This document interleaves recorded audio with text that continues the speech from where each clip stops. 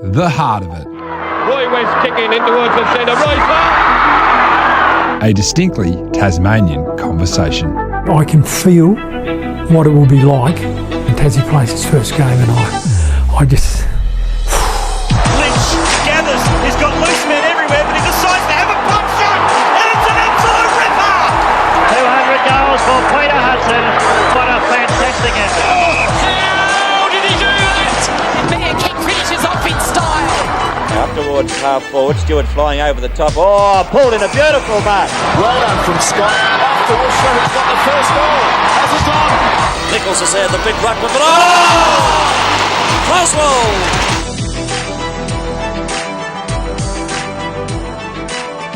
Welcome to The Heart of It, a distinctly Tasmanian conversation. I'm Alistair Nicholson. The state of Tasmania is well known for its football champions, and their achievements are legendary. But it's fair to say not many have required a royal pardon to continue their senior careers. Before becoming Premier of Tasmania, Peter Gutwein had an extraordinary football career. He made his senior debut with East Launceston as a 15-year-old and needed Queen Elizabeth to intervene in order to continue playing for the club. Not so much God save the Queen, more the Queen saving the Gutwein. Talented, but by his own admission temperamental, he was recruited to play with Swan Districts in the WAFL and saw the emergence of the West Coast Eagles as they entered the then VFL. But for all his experiences in football, Gutwein's greatest feat is the integral role he played in finally securing Tasmania the 19th licence. When tenacity and even strong-arm tactics were required, he was the man for the job. This is Peter Gutwein's Tasmanian football story. Gee, my earliest footy experiences, I went to a small school with only 50 kids in it out at Myrtle Park. We didn't have a football team, but one of our teachers was keen on footy, and so we ended up playing. My first game would have been in grade 6 against Gladstone Primary School, and that was a major event for the northeast because the kids out there just didn't play. And then after coming into town, started to play and got serious about it. Where did you first end up playing? Played my first senior game with East Launceston. That was back in 1980, and whilst still at school.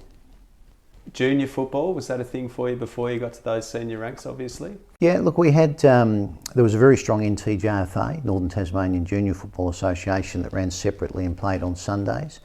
And when I first started, after I'd come into town to go to school, I played with Queechee High School and was completely out of my depth. I can still remember Mum sending me out to play my first school game with a pair of white shorts with pockets in them that she'd folded up and shortened so that they looked like football shorts.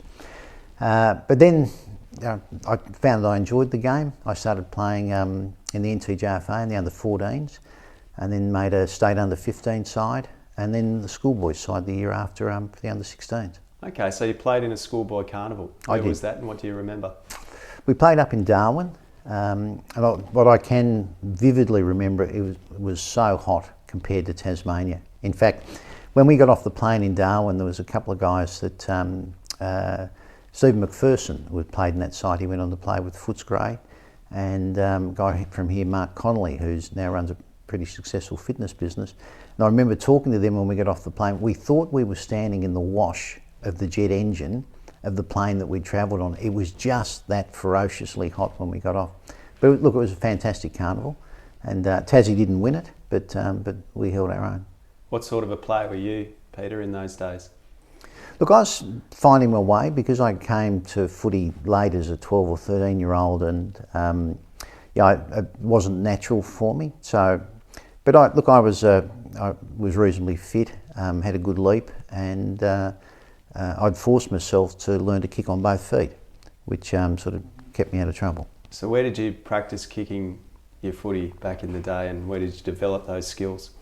Well, on the little farm that we lived on outside of Nunamara, actually set up a couple of saplings with chicken wire between them, so I could just practice kicking into that, and just watched the limited amount of television that there was at the time, black and white, of what was then the VFL, and would try and put those skills into practice. That VFL must have felt a world away to a kid growing up on a farm at Nunamara back then. Look, it was a long way away, and I think, and that's part of the reason I was so passionate about a Tasmanian team. You know, for Tasmanian kids, it's been a long journey to get onto that national stage, and to have our own team, you know, I think will just be fantastic for both young boys and girls now. You know, I'd love to be 12 years of age again. We'll chat a fair bit about the Tasmanian team and the key role you played in acquiring those licences shortly. Did you have footy heroes back in those days that you recall? I love Malcolm Blight. In fact, I can well remember as a 14 or 15-year-old on a Sunday, you know, after watching whatever footy was available on the Saturday on the telly, on a Sunday trying to take Malcolm Blight's speckies when we played. But here locally, there were some fantastic players. You know, and I think back to the teams like North Launceston had, you know, East Launceston, who I ended up playing with. You know, and we'd turn up at York Park, which then had none of the infrastructure that UTAS Stadium has now. In fact, along the northern edge was just a row of pine trees, and we used to sneak over the fence and sit in the pine trees and eat lunch and watch the game. Were you a North or an East fan when you were a kid? Well, I was in East area, and I loved East Launceston as a club, but you had to respect North Launceston. You know, they were then and are now just a phenomenal team and club. Who do you remember at that time? Who were the star players of that era that caught your eye? Well, back then, look, I was fortunate enough to be following 3 years behind Doug Barwick. He was just fantastic at East Launceston. You know, we had a range of players. David Pridgeon, who was a fantastic centreman, just, you know, silky smooth with his skills. Doug's elder brother, Tom Barwick, was a fantastic centre half back. Then you look at North Launceston, and they had people. You know, Peter Daniels back then was rucking and had come back from Essendon, I think. They had a team that was just almost unbeatable, to be frank. They were tough, they were hard, and you know, they got the job done. They won a lot of flags back then. So you were, what, 19 you said when you first played senior footy at East, is that right? No, I was 15. 15? That was, Bob Withers was the coach back then, and he gave me a shot. I was a schoolboy at Queechee. I can still remember I used to travel on a little bus every morning into Queechee High School, carried about 20 kids. And the bus driver, when I got on, said, "Oh, you better read the newspaper." And he'd picked up one of the papers on his run. And I was named in the senior squad. I couldn't believe it. And I thought, no, this has got to be a mistake. And back then, you didn't have a mobile phone to pick up and ring someone and check. But when I got to Queechee, the Examiner newspaper had already been in touch, and they wanted to come out at recess that day and take a photo and do a short interview. So I knew it was actually real. Wow. So no confirmation from the club, it all came through the newspaper and the media that you were making your senior debut. Yeah. Was your head spinning? That's an extraordinary story. Oh, look, I was staggered, but yeah, it was just one of those moments you look back on very fondly. So were you physically quite a big lad? Did you feel ready to play senior football at 15? Oh, look, I've always been pretty confident in myself, so look, I did, but I wasn't. Yeah, no. Look, at that age, at 15, and now, you know, I've got a son that's not vastly different. He's 16, and you know, he's playing NCFA senior football at the moment, and it's difficult. Like, you can feel, you know, you can be of, you know, a similar size, and you can have similar pace, but at the end of the day, when you're playing against men at that age, it's a different ballgame. You needed Bobby Withers out there protecting you. He's one of the toughest footballers of all time in Tasmania. So what do you remember of him as a coach? Look, he was particularly tough, and he was revered. He came to East Launceston in the 1980 year. I think he only coached for a year, but I can recall the excitement around the club that someone of Bob Withers's stature was prepared to come and coach East Launceston. And at the time, it was, you know, it would have been quite controversial, because East Launceston and North Launceston actually shared training facilities at York Park. And North, because of their longevity at York Park, they actually trained on York Park, and East Launceston used to train on what was, or it still is, Invermay Park, which was sort of over the back fence. Very poor facilities. Yeah, and we used to have to walk past the North Launceston players to get to our training ground. And Bob, had to do that walk with us as well. So it would have been pretty tough for him. But he had a big impact, I think, on players back then. I'm certain blokes like Dougie Barwick, others in the club at the time, would have taken a lot from that period. So what do you remember of your first game, if you can remember that first game that you played at 15? Being touched up pretty early on. In fact, I remember playing it was a guy who, I can't think of his first name, Stephen Lovegrove I think it is, but he was the half-back flanker for Scottsdale, who we played. And on that weekend it was a round robin series of games. And so I played in that game against Scottsdale. Look, and it was just different. Bigger bodies, and the pace was vastly different. At that stage, I'd only played, I think, 2 or 3 under 19 games, and then the rest of it had been school football. And so, a little underdone, but look, it was great. How many games did you end up playing in the seniors at East, and how long were you there for? Well, I played, I was there in 1980, 81, and then left in 82. In 81, I played, I think, as a 16-year-old, about 10 or 12 games for the year, and the rest in the unders. And then in 82, I actually had a falling out with the club, and again, the lessons that you learn in football stand you in good stead as you move forward. And look, one of the reasons I ended up being Premier of Tasmania was because what football taught me was to have stickability, to actually ride the lows and work hard and try to get back up. But back then, without a mentor, my parents lived out I didn't live at home when I was 16. And so I was dropped from the senior side, had a blue with the club, and then decided to walk out at the grand old age of what I would have been in 82, 17. Wow. And so I walked out and I went and played in the amateurs. And back then, if you left an affiliated club to play in an amateur organisation without a clearance, you received a lifetime ban. And so without knowing that, I went and played for what is now the University Mowbray Football Club in the amateurs, and played that game, and then was notified a week later that I could never return to affiliated football. So I played with Mowbray that year. I won their senior best and fairest as a 17-year-old. Fortunately, in 1983, there was a royal visit, and the Queen granted an amnesty to players across all sports that were in similar situations to me.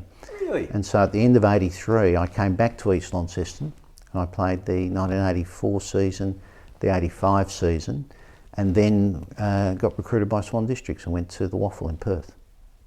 That's extraordinary. So the Queen intervened to revive your Tasmanian footy career. Yeah, and I think there were, I won't say a handful, but there were a couple of guys in Tassie at that time that were in the same position as me, and all of a sudden we could go back to affiliated football. Do you even, to me that it's sort of hard to comprehend in a way that the Queen would even have had a knowledge of the scenario of the football leagues at the time. So do you have any idea how that came about, how she... None whatsoever.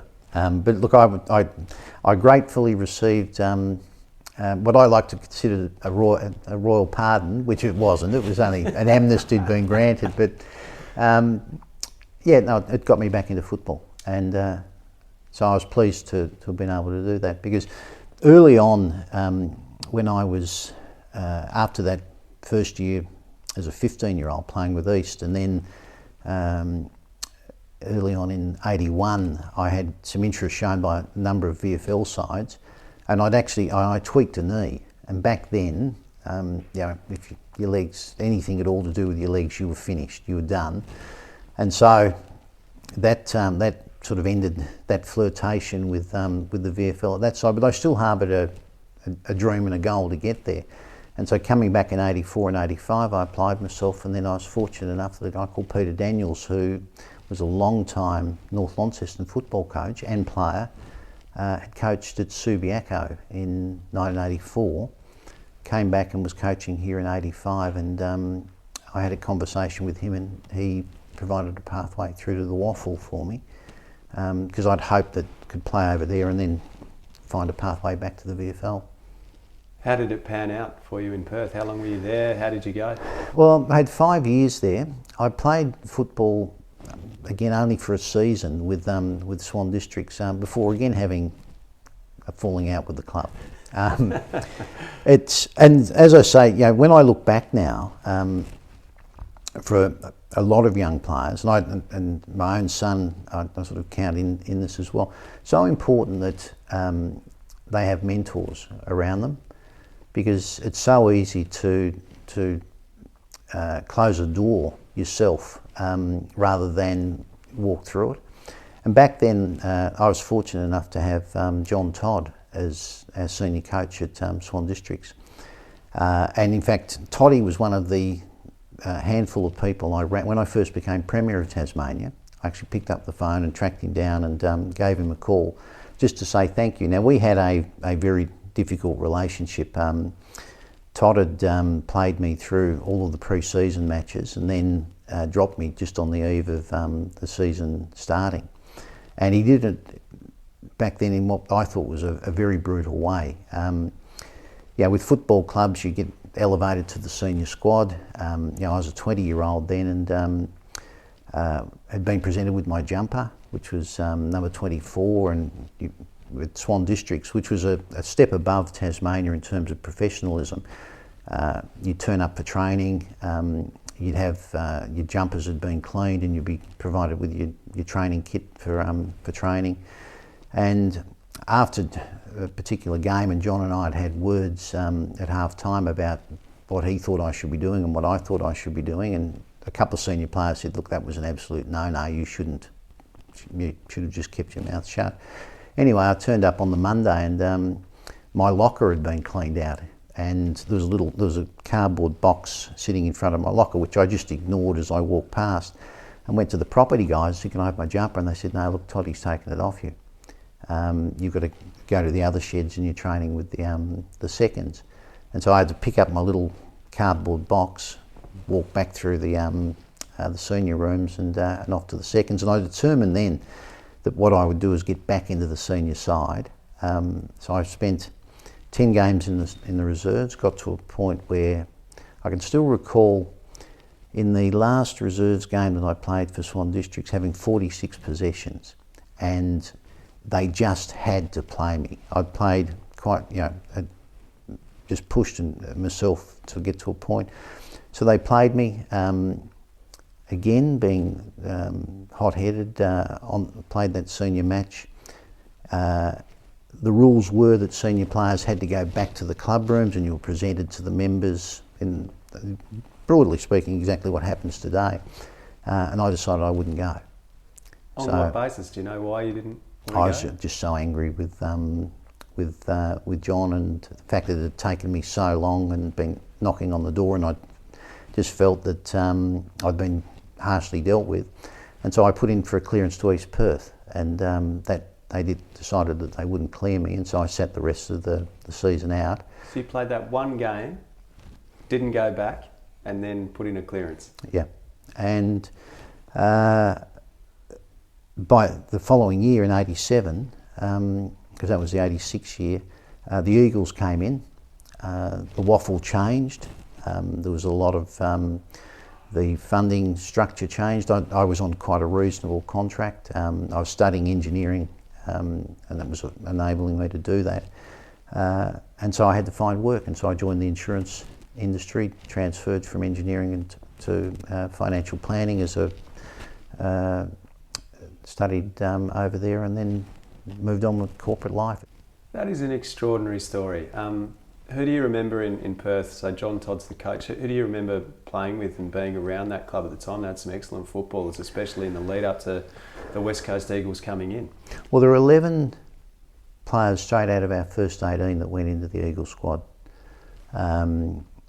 Donny Holmes, who played on the half-forward flank, Don Langsford. In fact, we had Gary Sidebottom, who'd come back from St Kilda, was our centre half forward. Blokes like Peter Ware, Brent Hutton.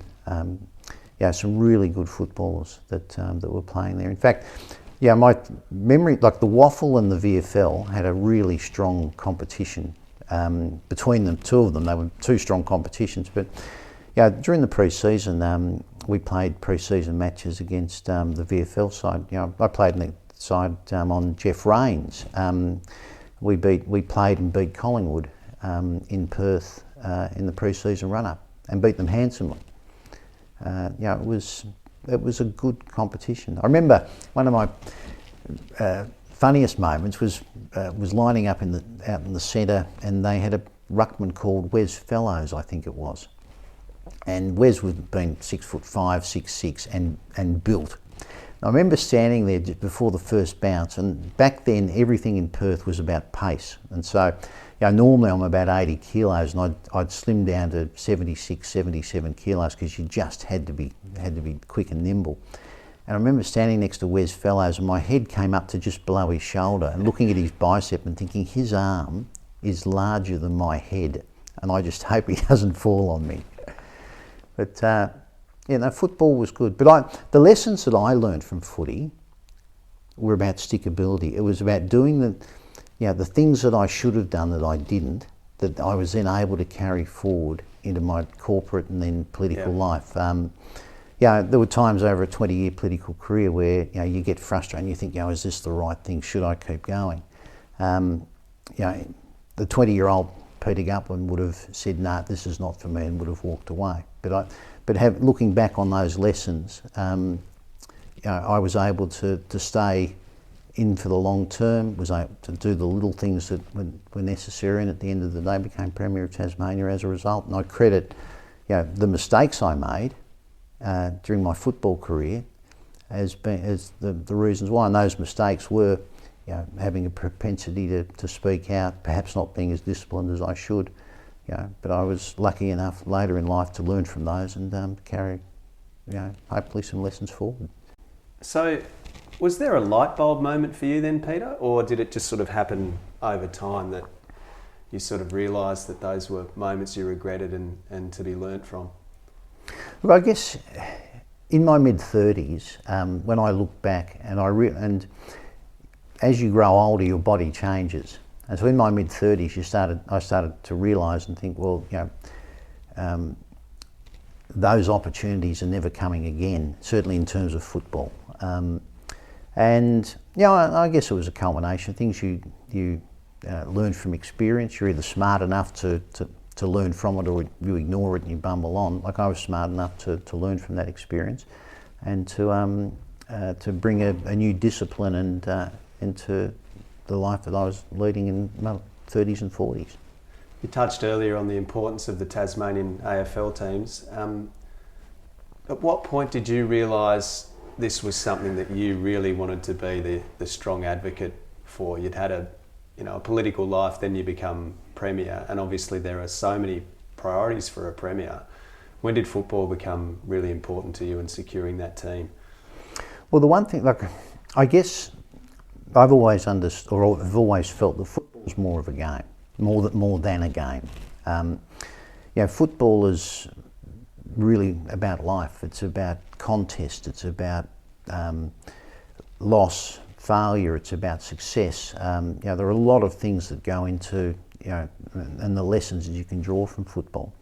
But one of the things that was always in the back of my mind was that as a young man, I left and went to the other side of the country to try to find a pathway to get into the highest level of the game.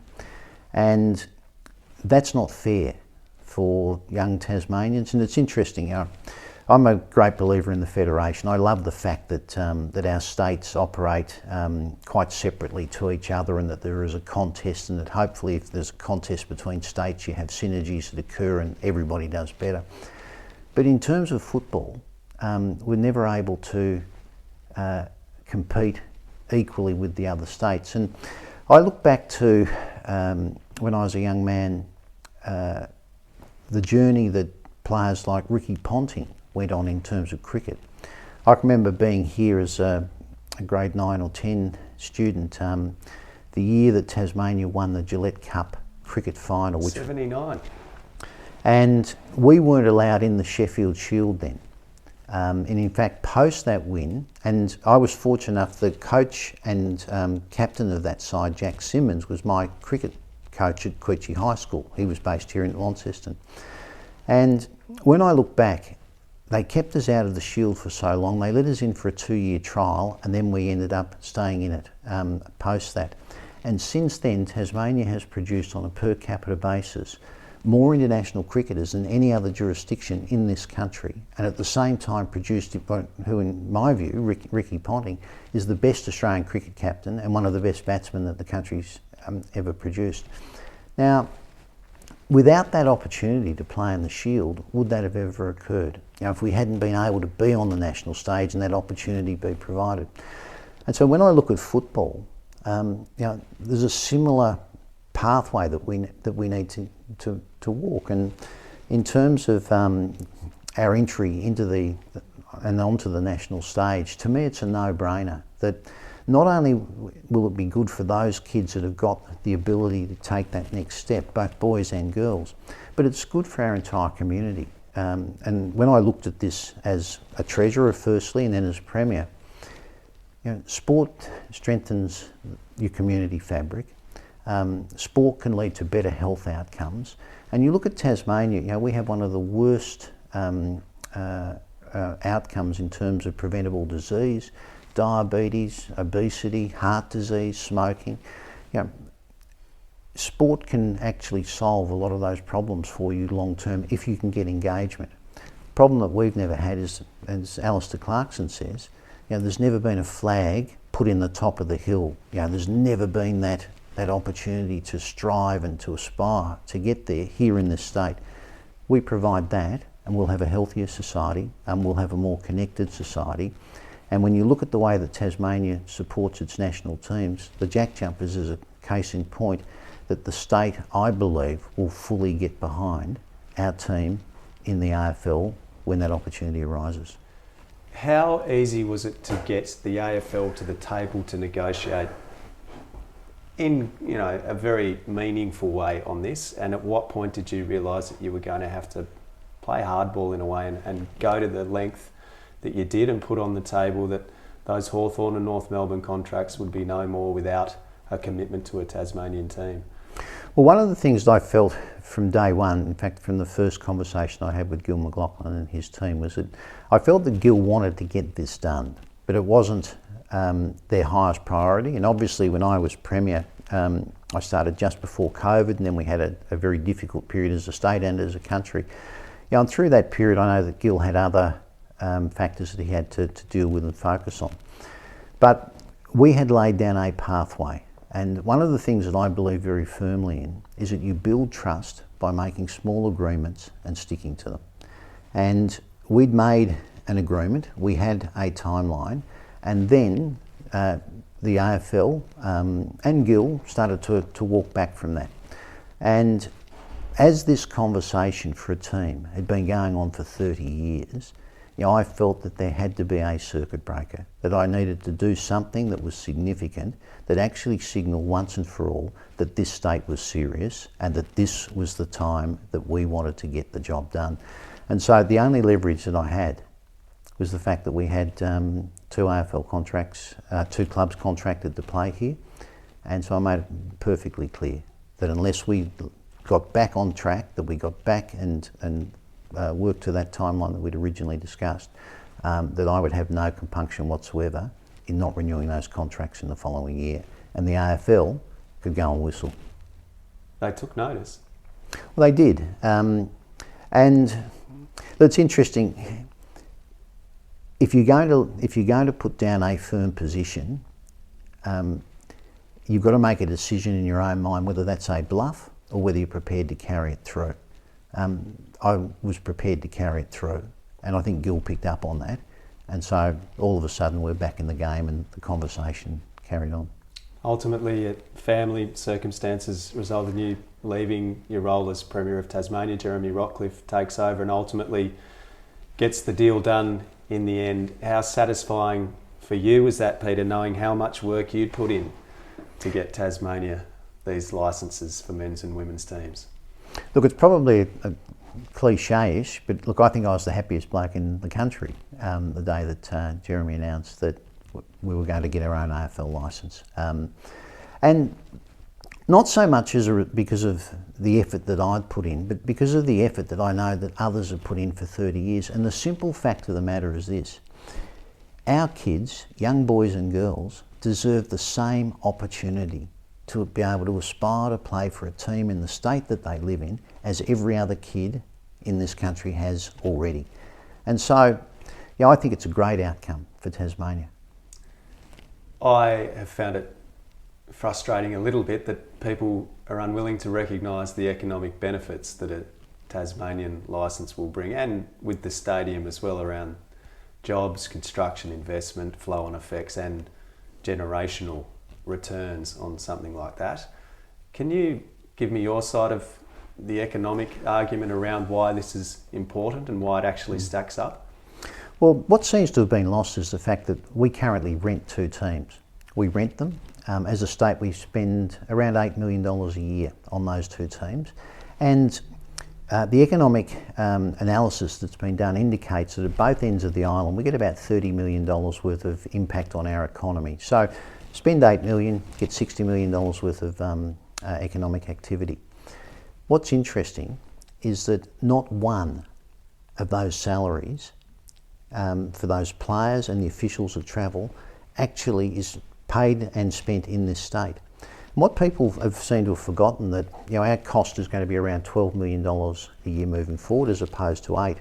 But with that $12 million, we'll get the club, which will have a couple of hundred people employed, living here in Tasmania, a crop of players that'll be some of the highest paid people in the state, living here in Tasmania. Now, the economic impact of that is exponentially greater than renting a team that flies in for 24 hours and flies out.